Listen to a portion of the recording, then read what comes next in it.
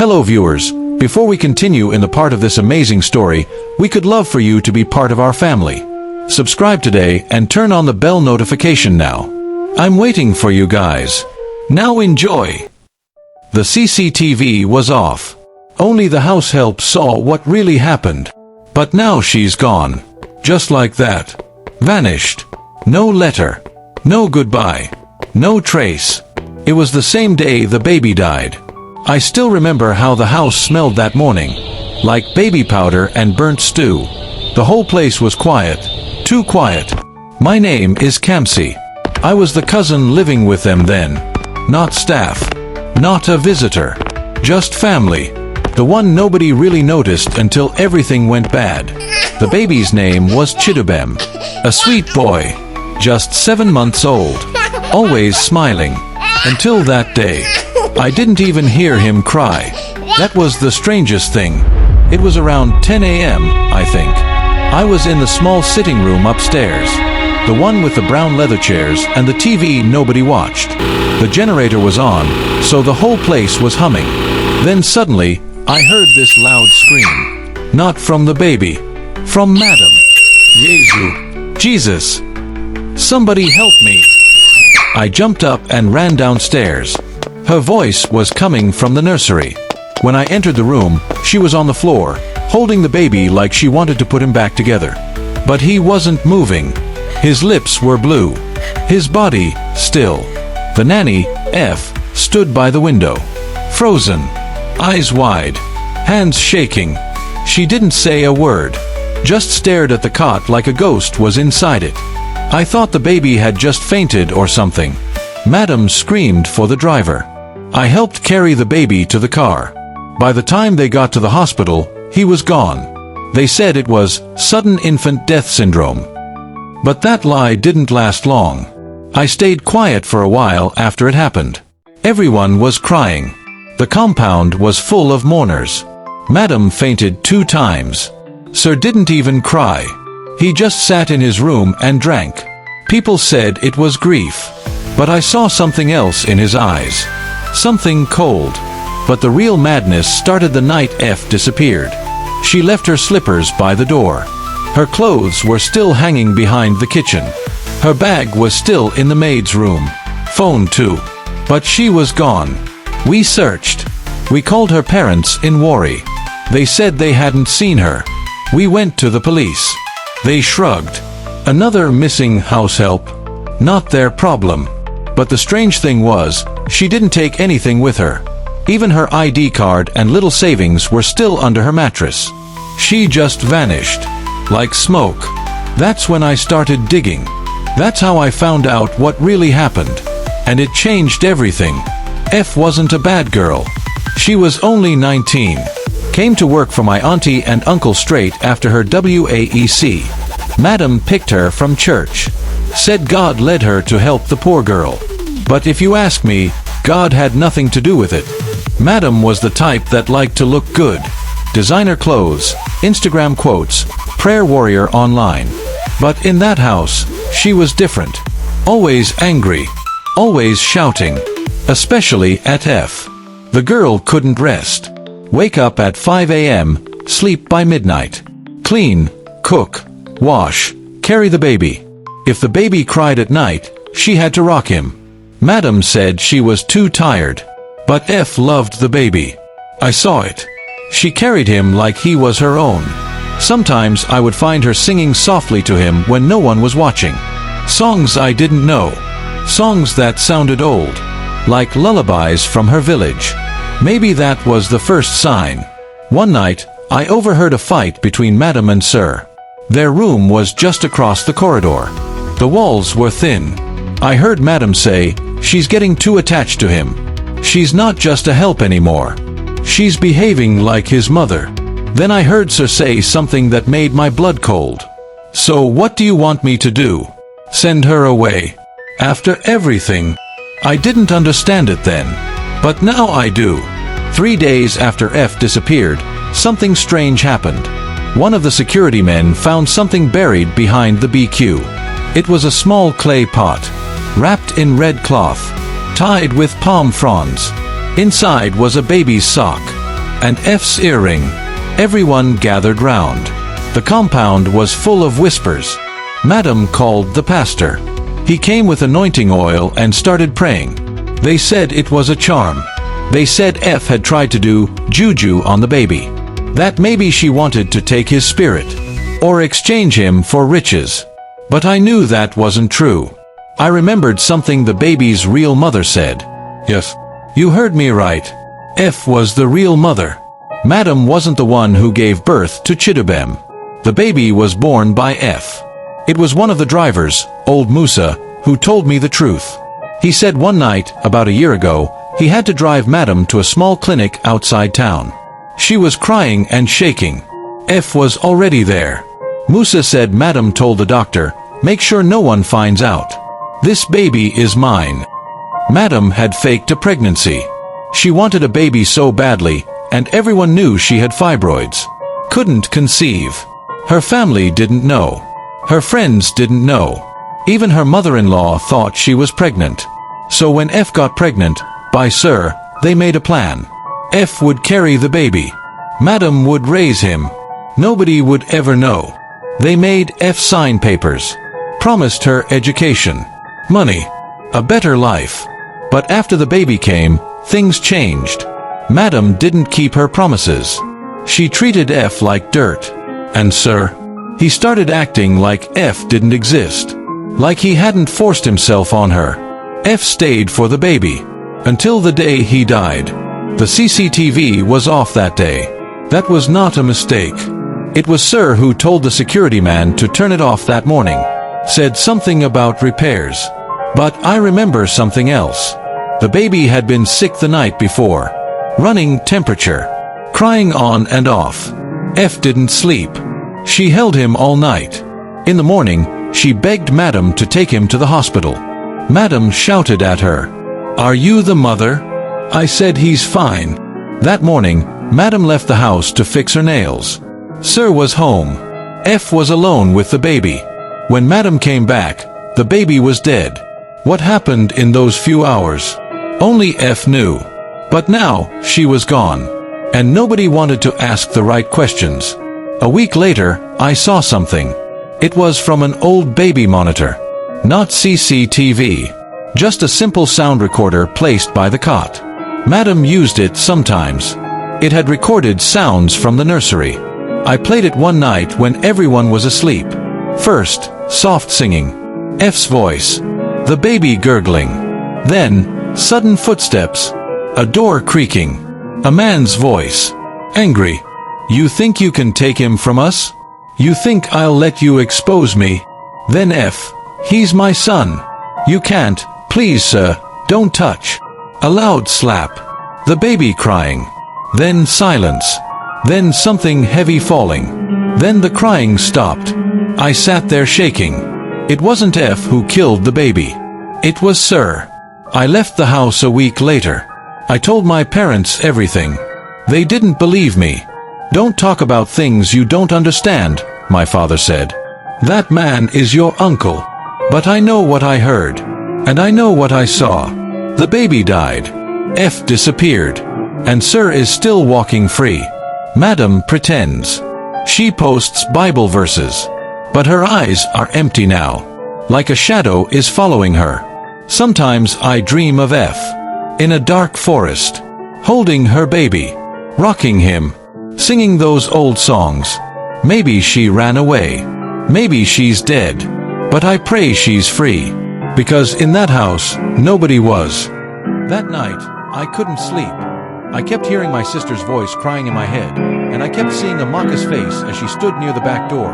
Quiet, calm, like nothing had happened. The next morning, police came. Mama had already called them, even though Papa was against it at first. He kept saying we should handle it privately. I knew why. He didn't want shame. He didn't want people to know that a child had died under his roof. But Mama insisted. A baby had died, and somebody had to answer for it.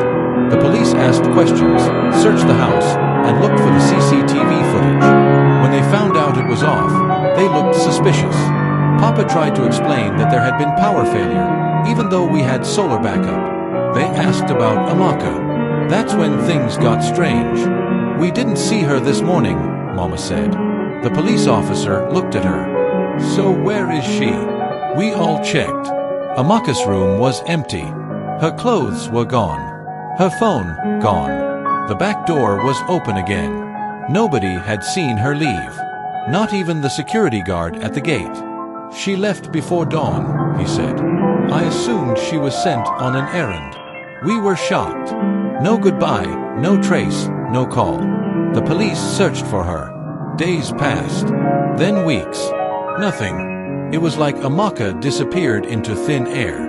I started asking questions on my own. Quietly. I spoke to our old neighbors, to the woman who used to sell fruits by the gate. Everyone remembered Amaka. They said she was polite, calm, but always distant. One of them said something that made my stomach twist. She told me once that your family has a curse, the woman said. I thought it was a joke. What curse? She said she's seen things in that house. Heard voices. She said she would never stay here longer than she needed to. I didn't tell Mama what the woman said. I didn't tell anyone. The family slowly fell apart after that. Mama changed. She became quiet, pale, almost like she was fading away. Papa buried himself in work. He stopped coming home often. My sister Ada stopped talking altogether. She just stared into space, hugging her knees. Sometimes I heard her whispering to herself. I started having nightmares. I saw the baby crawling toward the dark hallway. I saw Amaka standing at the end, her eyes glowing like she knew everything. One night, I went into the storage room. I don't know why. Something pulled me there. Maybe it was the same feeling I had that day I saw the baby crawling. I started moving the boxes. At the back, there was an old wooden trunk, the kind Mama used to keep her wedding clothes in. I opened it. Inside, I found a red wrapper. Not just any wrapper. It was stained. Dark, dried stains. Blood. And under it, a small brown calabash. Wrapped with black thread. Inside the calabash, a piece of cloth, folded many times, and when I opened it, I nearly screamed. It was a photo of my sister, Ada, when she was about 5. Her eyes in the photo had been scratched out, and written in red ink across the photo was one word: pay. I ran to Mama. I showed her what I found. Her face changed. She didn't cry. She didn't shout. She just sat down, slowly, like her knees had given up. I told your father not to bring that girl here, she said in a low voice. But he said we owed her family. What do you mean? She looked at me with hollow eyes. Amaka's mother used to work for your grandfather. She got pregnant in this same house. Nobody knew who the father was. She died giving birth to Amaka. Some people said, someone in this family caused it. She was only 15. I felt cold all over. Papa made a promise to take care of Amaka. That's why she came to us. But she always hated us. I saw it in her eyes. Mama stood up, weakly. She said she forgave us. But maybe she didn't. I didn't know what to believe anymore. I looked at my father differently. I looked at everything differently. Then something strange happened. About a month after Amaka disappeared, Ada started talking again. But what she said was worse than silence. I saw her, Ada said one night, shaking in her bed. She didn't go. She's still here. Who? Amaka. I held her hand. She said the baby wasn't supposed to die. She said the baby was just in the way. I begged Mama to let us leave the house, but she refused. This is our home, she said. So I stayed. I watched. And one night, I saw it with my own eyes. I woke up around 3 a.m. I don't know why. Maybe I heard something.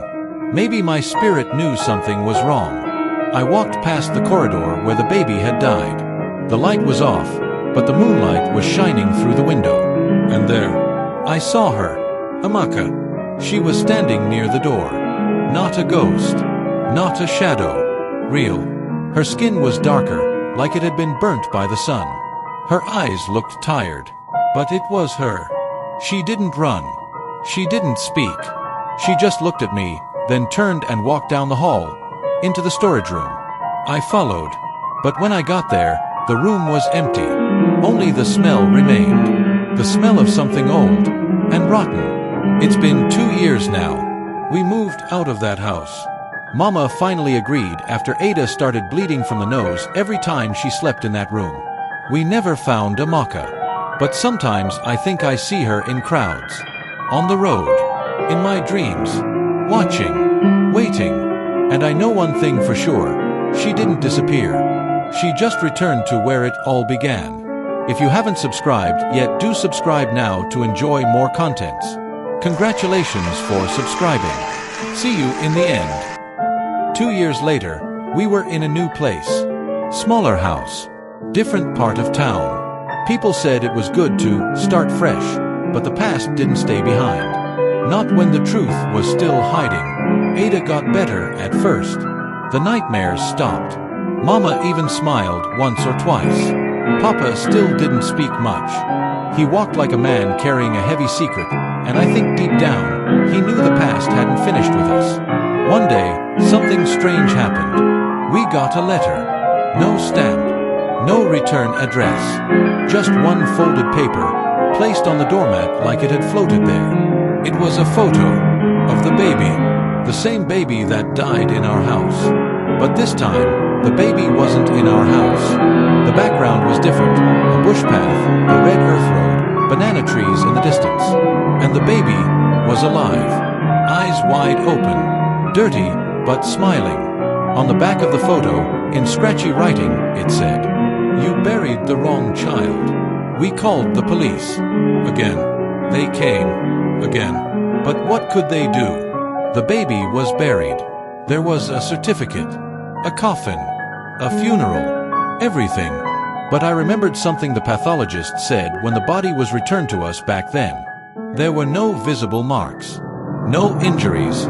Death by asphyxiation. Possibly. What if that baby wasn't even our baby? What if the real child had been taken, and something else left in its place? I started digging. I went to the mortuary. I begged one of the attendants for old records. I paid him with my own small savings. He brought out dusty files. I found something odd. The body was never properly tagged. There was a power outage that week. Records got mixed.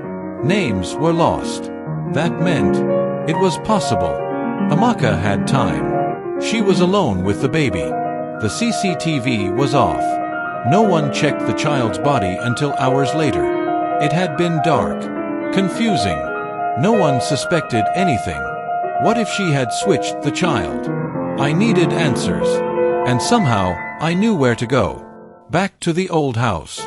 It was abandoned now. We never sold it. Nobody wanted it. Neighbors said it was cursed. Grass had grown tall, and dust covered the windows. But I had the key. I walked through the house slowly. Everything was silent. I went straight to the storage room. It smelled even worse now, a heavy, sour smell. I pushed the boxes again. I opened the trunk. Inside, there was a new wrapper. Fresh stains. Still wet. Under it, a baby's rattle. Not our baby's. Someone else's. And beside it, a note. Folded. Torn at the edge. I opened it with shaking hands. It said, "Blood for blood. You people thought you could kill a child and walk free. Now you'll all live with ghosts." I collapsed right there. On the floor. My chest heavy. My hands numb. That night, I didn't go home. I went to Amaka's old village. I had found the name in one of Papa's files long ago. A place deep in the east, surrounded by forests and hills. When I got there, I saw her. Amaka. Alive. Holding a child. Our baby. She looked at me without fear. Like she had been waiting. "He's safe now," she said. "Away from the people who killed my mother." I stood frozen. "I didn't want to hurt anyone," she continued. "But your father, your grandfather, they ruined everything. This house, this bloodline, it's been stained since before you were born." "What did you do?" I whispered. "I returned what was taken," she said. "A child for a child." A name for a name. A curse for a curse. She walked away with the baby. I didn't stop her. I didn't call the police. Because for the first time, I saw the truth. The child that died was never meant to live. And the one who lived was never meant to die. Now, we live with that silence. Mama stopped talking completely. Ada draws strange things, forests, blood, eyes. Papa. He left. No one knows where he is. And me. I write. Because someone needs to tell this story. Someone needs to say what really happened in that house. The CCTV was off. Only the househelp saw what really happened. And she never forgot. She waited. And when it was time, she came back. The end. Moral of the story. Some family secrets are buried with smiles and silence. But truth, no matter how long it hides, always finds its voice.